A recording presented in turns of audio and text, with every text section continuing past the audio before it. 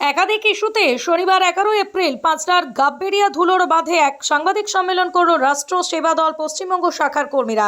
Actually রাষ্ট্র সেবা দল স্বাধীনতার আগে গড়ে ওঠা সংগঠন। 100 বছর 1921 সালে স্বাধীনতা আন্দোলনকে এগিয়ে নিয়ে যাওয়ার জন্য, স্বাধীনতা আন্দোলনকে সহযোগিতা করার জন্য গড়ে উঠেছিল।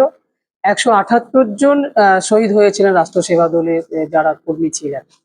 তো রাষ্ট্র সেবা দল সবসময়ের জন্য সংবিধানের রক্ষা, সমাজের ঐক্য এবং এটাই আমাদের সমাজের ঐক্য এবং সংবিধানের রক্ষা করাই আমাদের সংকল্প। তো আসন্ন পশ্চিমবঙ্গ যে নির্বাচন, সেই নির্বাচন প্রক্রিয়াতে রাষ্ট্র সেবা দল একটি অরাজনৈতিক সংগঠন। কখনো এরা ভোটের রাজনীতি করে না, ভোটে অংশগ্রহণ করে না।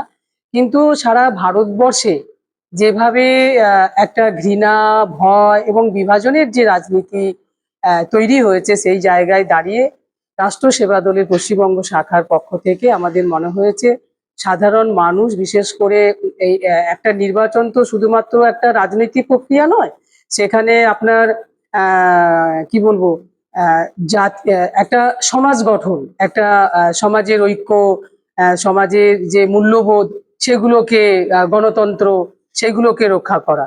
তো আমাদের আজকে সাংবাদিক সম্মেলনের মূল উদ্দেশ্য হচ্ছে আমরা একটা পোস্টার ক্যাম্পেনিং করছি। সেই পোস্টার ক্যাম্পেনিং এর মাধ্যমে আমরা সাধারণ মানুষের কাছে একটা বার্তা দিতে চাইছি যে এই যে ধর্মীয় বিভাজন, সেই ধর্মীয় বিভাজনের বাইরে বেরিয়ে প্রগতিশীল, ধর্মনিরপেক্ষ এবং গণতন্ত্রকে যারা মর্যাদা দেবেন তাদেরকে আপনারা পছন্দ করুন বা বেছে নিন, সেই শক্তিকে বেছে নিন। আমরা বিশ্বাস করি ভারতের আসল শক্তি হচ্ছে তাদের যে ভারতের যে বৈচিত্র্য, তার ভাষা, সংস্কৃতি, ঐতিহ্য, সেটাকে শক্তিশালী করা। আর আমাদের মূল নীতি হচ্ছে যে ধর্মনিরপেক্ষতা, অর্থাৎ সব সব ধর্মের প্রতি মানুষের বিশ্বাস এবং সম্মান। গণতন্ত্র, গণতন্ত্র হচ্ছে জনগণের কণ্ঠই হচ্ছে সর্বোচ্চ। আর সমতা, সকলের জন্য সমান সুযোগ। সামাজিক ন্যায়, দুর্বল এবং যে বঞ্চিত প্রান্তিক মানুষ আছেন তাদের অধিকার সুনিশ্চিত করা। আর মানবতা এবং ভ্রাতৃত্ব, যেখানে মানবতাই আমাদের সবচেয়ে বড় পরিচয়। রাষ্ট্র সেবা দল মনে করে গণতন্ত্র শুধু নির্বাচন জেতার মাধ্যম নয়, বরং প্রতিটি নাগরিকের মর্যাদা, তার স্বাধীনতা এবং সমানাধিকারের সুরক্ষা অঙ্গীকার করা।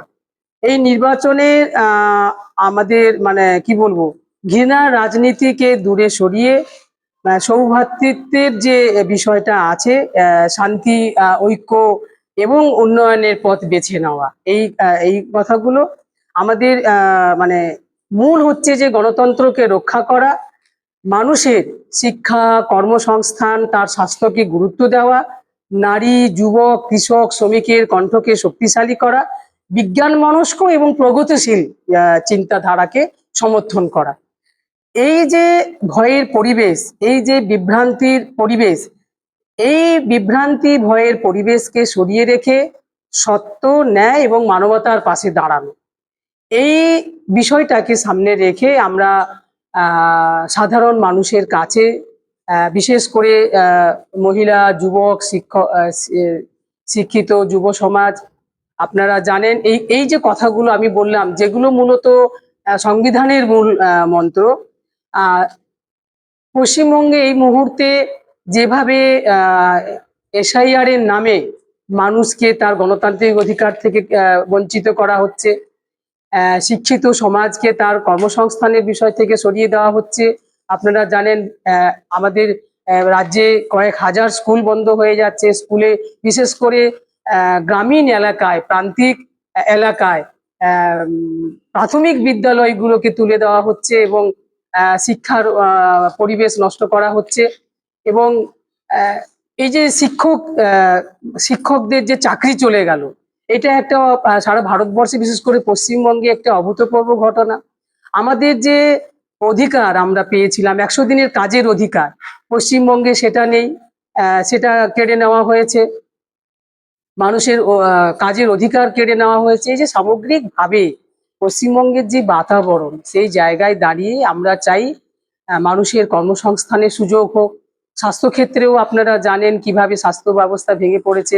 হাসপাতালগুলোতে ডাক্তার নেই। শুধু যে স্কুলে শিক্ষক নেই, হাসপাতালে ডাক্তার নেই তা নয়, আপনি প্রশাসনিক মহলেও যদি যান দেখবেন সেখানেও কিন্তু কর্মীর অভাব, থানাতেও কর্মী অভাব, বিডিও অফিসেও কর্মী অভাব, এসডি অফিসে, ডিএম অফিসে কর্মীর অভাব। অর্থাৎ সামগ্রিকভাবে উন্নয়নের কথা যদি আমরা বলি, তাহলে কিন্তু এই যে স্বাস্থ্যক্ষেত্রে, শিক্ষাক্ষেত্রে, কাজের ক্ষেত্রে প্রত্যেকটা জায়গায় কিন্তু মানুষের আহ বঞ্চনার জায়গাগুলো তৈরি হচ্ছে। সেই জায়গায় দাঁড়িয়ে পশ্চিমবঙ্গকে একটা মানে ন্যায়, সমতা, মানবতার সাথে সাথে একটা এমন একটা পশ্চিমবঙ্গ আমরা চাইছি যেখানে প্রতিটা মানুষ নিরাপদ হবে, সম্মানিত হবে, ক্ষমতায়িত অনুভব করবে এবং গণতন্ত্র শুধু শব্দ নয়, জীবনের একটা অংশ হয়ে উঠবে। এইটুকুই বলার ছিল।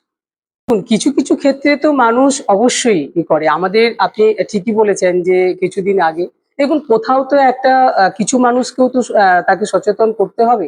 যদি আমাদের এই বার্তার মাধ্যমে কিছু মানুষও সচেতন হয়ে যদি একটা আমাদের যে মানে যে বক্তব্যটা আমাদের আছে সেই জায়গাতে তারা যদি মনে করেন, তাহলে তো আমাদের একটা ফলপ্রসূ না। দেরি হয়ে গেল বলতে, দেখুন আমরা একটা ছোট সংগঠন, বিভিন্ন জেলাতে, বেশ 8-10টা জেলাতে আছি আমরা। অন্যান্য জেলাতে পোস্টার ক্যাম্পেইনিং শুরু করেছি, ঝাড়গ্রামেও করেছি, আপনার পুরুলিয়া, বাঁকুড়াতেও আমাদের পোস্টার ক্যাম্পেইনিং শুরু হয়েছে। আমাদের অন্তত আমাদের মধ্যে যারা আছেন, আমরা যে যে পকেটগুলোতে আছি সেইগুলোতেও যদি মানুষ নিজেদের মধ্যে সচেতন হন, সেটাও আমাদের কাছে একটা বড় হবে। বৃহত্তর অংশের মানুষের কাছে পৌঁছাবো, এই জন্য আপনাদেরকে ডেকেছি যে আপনাদের মাধ্যমে একটা বৃহত্তর অংশের মানুষ যেন এটাকে, এই চিন্তাটাকে নেন, এই যুক্তিটাকে মানেন, এইটুকু। ওরা হিন্দু না মুসলিম ওই জিজ্ঞাসা খঞ্জন, কান্ডারি বলো ডুবিছে মানুষ সন্তান মর্মা। আমরা বিভাজনের রাজনীতির বিরুদ্ধে, ফ্যাসিবাদের রাজনীতির বিরুদ্ধে এবং ফ্যাসিবাদকে পরাস্ত করার জন্য বাংলার মানুষকে আরেকবার ডাক দিতে হবে, বাংলার মাটি দুর্জয় ঘাঁটি, বুঝে নাকি দুর্বৃত্ত। রাষ্ট্র সেবা দলের এইটাই বক্তব্য যে ধর্মনিরপেক্ষ, গণতান্ত্রিক, প্রগতিশীল শক্তিকে ভোট দিতে এবং বিভাজনকামী ফ্যাসিবাদীদের পরাস্ত করার, এইটাই হলো আমাদের মূল কথা। এবং পশ্চিমবঙ্গ রাষ্ট্র সেবা দলের যে শাখা, সভানেত্রী বলেছেন আপনাদেরকে, এবং সারা ভারতবর্ষে আমরা এই ফ্যাসিবাদের বিরুদ্ধে লড়াই করছে। আমাদের 29টা রাজ্যে রাষ্ট্র সেবা দলের শাখা সংগঠনগুলো তাই কাজ করছে।